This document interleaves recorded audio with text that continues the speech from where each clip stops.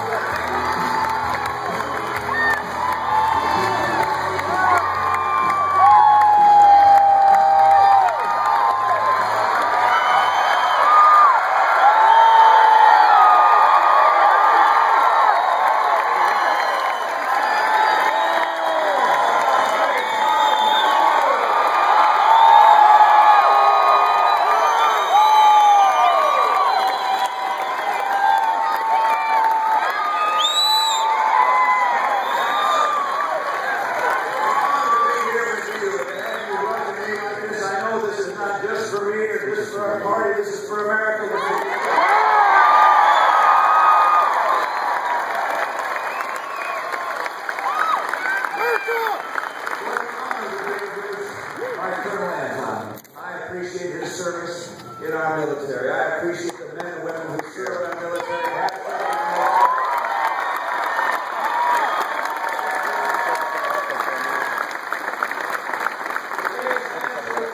We are looking at MIA Recognition Day. A day that we remember those who served our nation and not come home. We will keep them in our hearts and in our prayers forever. We love them. We appreciate them. We want them to come home and be with their families and with a country that loves them and a country that loves dearly. Thank you.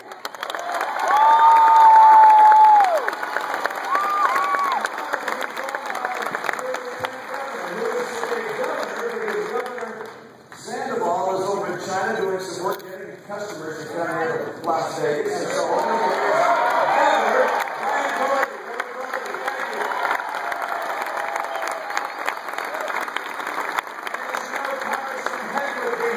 Congressman Heck is serving in the military. He's a member of the reserves, and he can't be here because of his service. His wife, Lisa.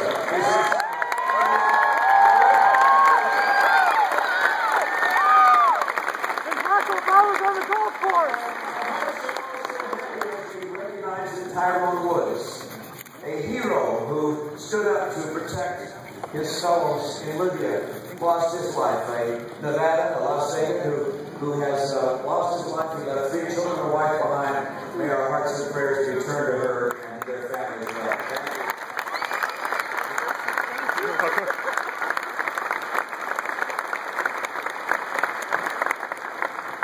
Now we have some work to do. You gotta sit down. Go ahead. You have some work to do. All right? You gotta make sure to let me be president in November. We're gonna get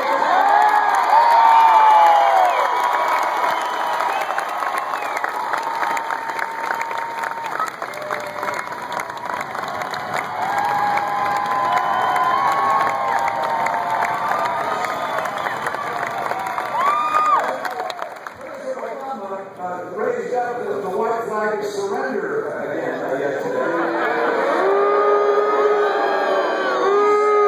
Change Washington from the inside. You have to do it from the outside. We're going to give him that chance.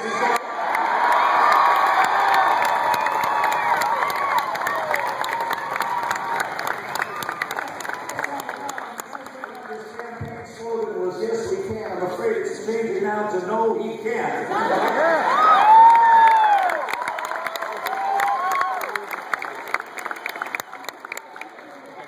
Washington is broken. Washington is broken. There's so much we need Washington to do. We have 23 million people out of work. Incomes have been declining for 4 years in a row.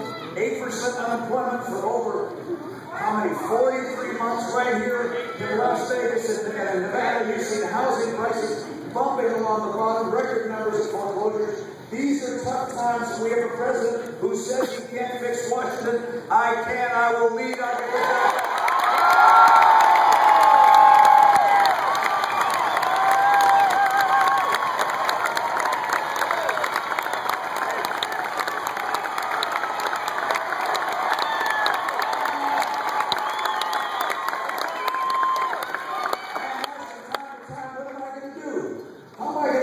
Things done. And there are 5 things I do, and I want to repeat them for you if you haven't heard them before. Number 1, to get this economy going and create 12 million jobs in the next 4 years.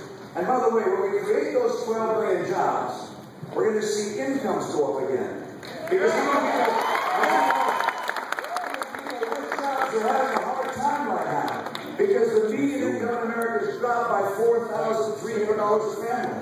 And when median income is about $50,000, you think about the impact on all those families that have seen $4,300 in less take-home pay. And then, of course, the gasoline prices have doubled. The cost of health insurance has gone way up. Cost of food is up. Cost of electricity is up. These are tough times even for the people who have a job. So it's hard for those that have a job, hard for those that don't have a job. So you ask me, what am I going to do to get those jobs and rising wages? Number 1.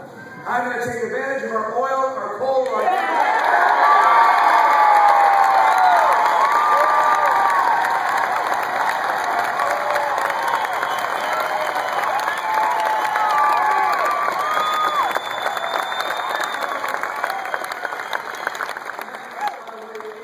Doing the opposite of what the president did. He has cut in half the licensing and permitting for oil and gas drilling on federal lands. And as you know, there are a lot of Governor, what's the percentage of the percentage in Nevada that is federal lands is 87%. I'm going to make sure that we double, not cut in half, we double the number of licenses and permits to drill for oil and gas on federal lands.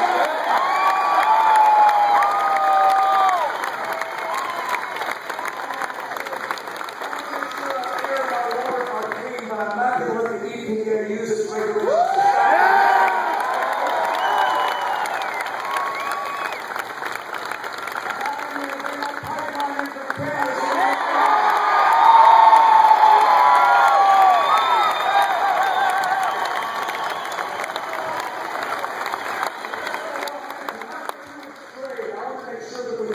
Trade with Latin America in particular. And if someone cheats like China has been cheating, we're going to stop it. We're going to crack down on cheaters and cheating like that.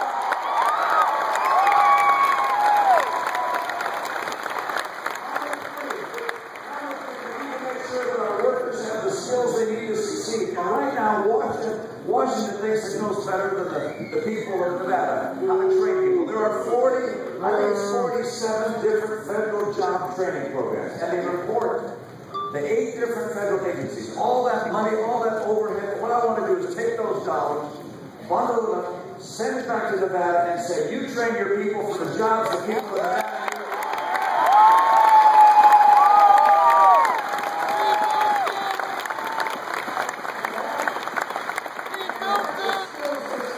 We not only have to train our current workers, but also we have to make sure our kids are getting the education that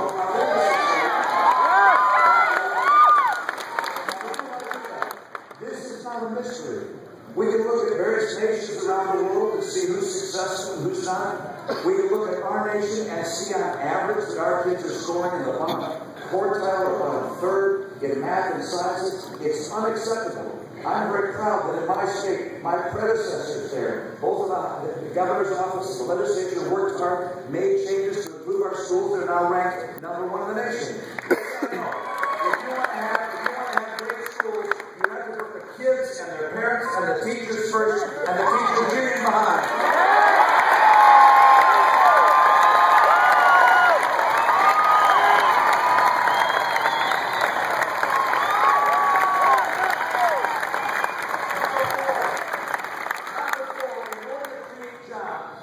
Entrepreneurs have to be convinced, and businesses of all kinds that do the hiring have to be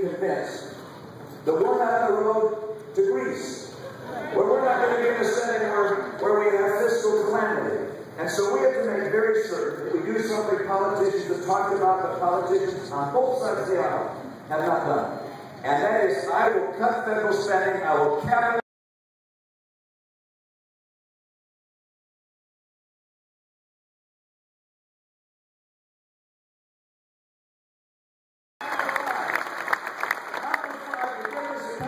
We have to champion small business. We have to make it easier.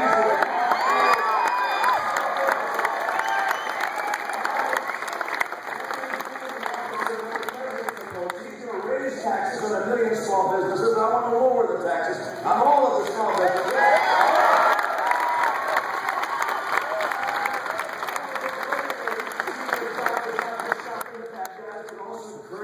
Guys, and I also want to take this big cloud off of small business. I want to repeal Obamacare.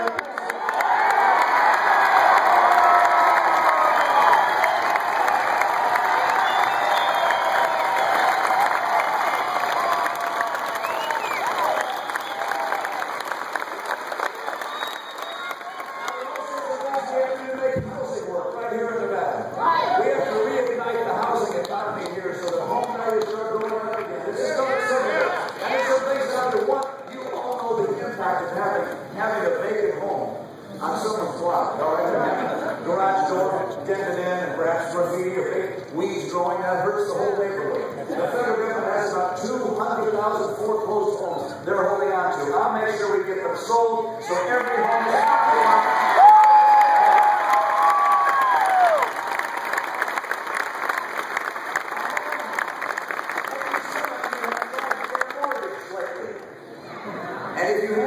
you'll find out how hard it is to get a mortgage later. And I'll tell you what, it's kind of a confusing thing, but they passed this law called Dodd-Frank, and in there they say, that if you don't give out a qualified mortgage, it has to be a qualified mortgage, or you could face very serious penalties. Now, the only problem is they didn't define what a qualified mortgage is. So for 2 years, the people who were bankers and mortgage bankers want to give mortgages, but they don't know whether they're going to get in trouble because they don't know what the definition of a qualified mortgage is. And so we have a hard time getting credit out of people who would want to buy a house. I will get credit flowing to people who are qualified so they can buy a home.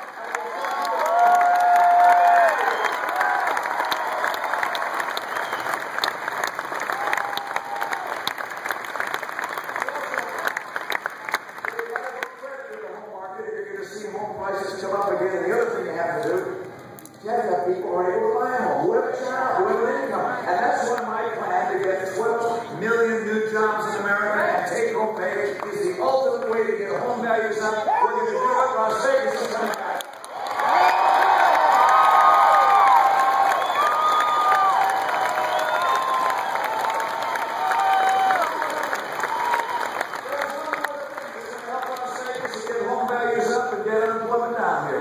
And that is, you're going to have a president that encourages people to come to Las Vegas.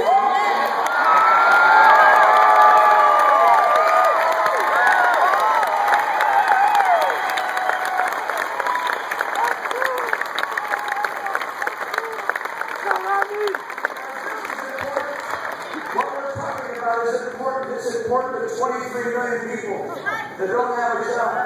It's important to those folks that are coming out of college that wonder whether they can find a job. This last spring, half the kids coming out of college couldn't find work or college level work. This is the most prosperous nation in the history of the earth. How can that be? We've got to fix this for ourselves, for the coming generation, and for the world. It matters for America to be strong. I was in Poland a few weeks ago. I got the chance to meet a world hero, Lech Walesa.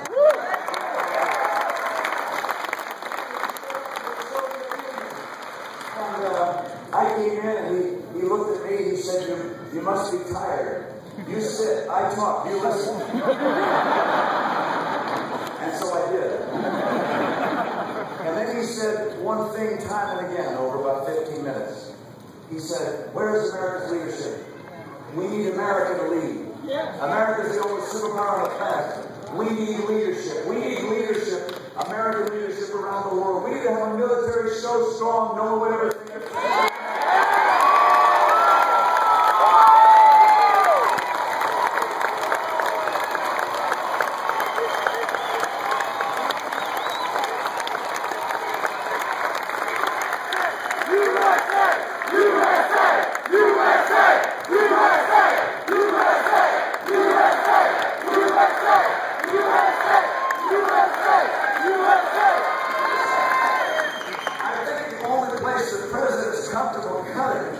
Is our military.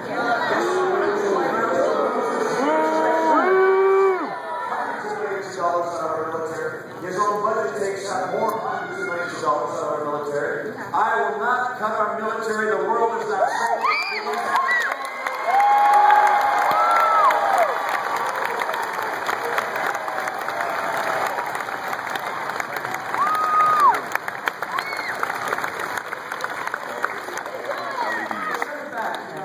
The energy and passion of the American people is going to help reignite this economy and keep us strong and allow us to lead at a time when the world needs American leadership. I've been able to go through this campaign across the country and meet heroes. I see these men and women here that are wearing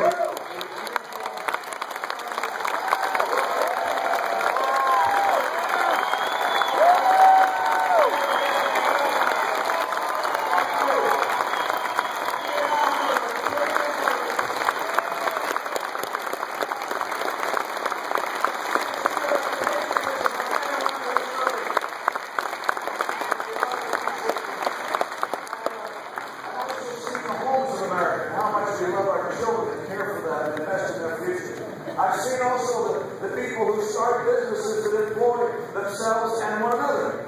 And I'm always amazed at the ways that people can do and how they start businesses and grow them. And sometimes the innovativeness just inspires me. Like Debbie Summers right here in Las Vegas. You probably don't know Debbie. She's in the furniture rental business. You know her. She's furniture rental. She rents furniture to conventions that come here, and nightclubs and so forth. I went to her warehouse.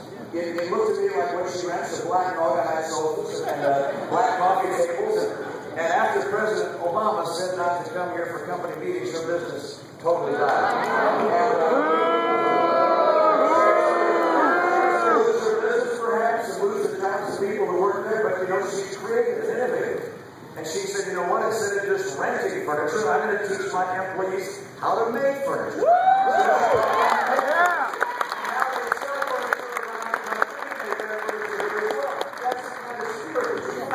It's amazing. I met a Russian immigrant, and he came to San Diego. He had a back problem, and he was wondering how he's going to get that back problem solved. He talked to some doctors and so forth. They didn't have a great idea. He came up with an idea for how he could fuse the backbone in the best way, a new way to do the surgery. So he began a little company. Today that little company has $900 million in revenue. It's 13 other people. It's called New Basic. That's the name of America.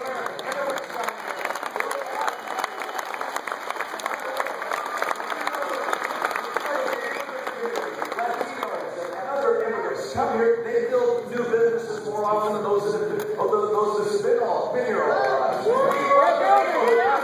And build enterprises, put Americans to work, and they want to help them.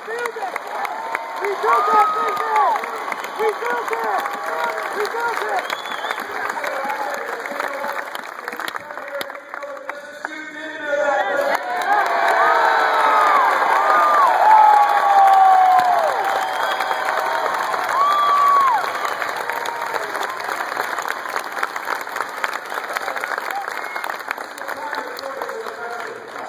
This is a time when we can decide to go down the path President Obama's put us on. He said he wants to pool our resources and reallocate, all right? He's going to give this redistribution idea. This redistribution idea has been tried in other places. Free! And it's really not going to work here. He wants a bigger government, $1 trillion deficit. What that leads to is not more people coming out of poverty, it's putting more people into poverty. Yeah. Government is there and must be there for people who need help, for the disabled, for the elderly that need help, for those that can't care for themselves. Of course, we will always be there. We're compassionate people. But as someone has said, we don't measure compassion by how many people are on food stamps. We measure compassion by how many people are off food stamps.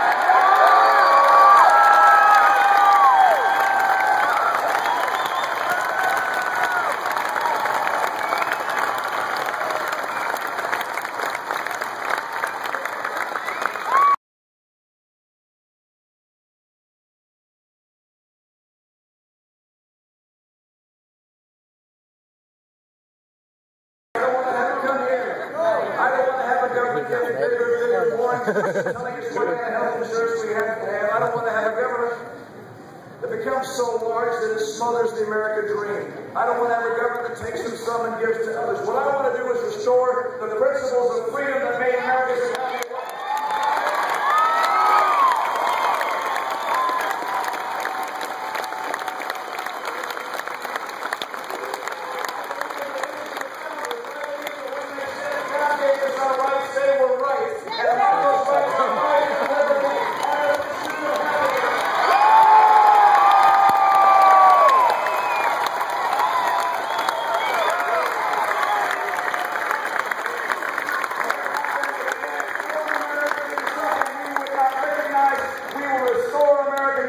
By restoring the principles of America, we will restore freedom, free opportunity for the American people to realize their dreams. That's what's going to bring us back. I want to create those 12 million jobs. I want to help every citizen of this country have a brighter, prosperous future. I want your children to know the future will be better than the past. We're going to make it happen.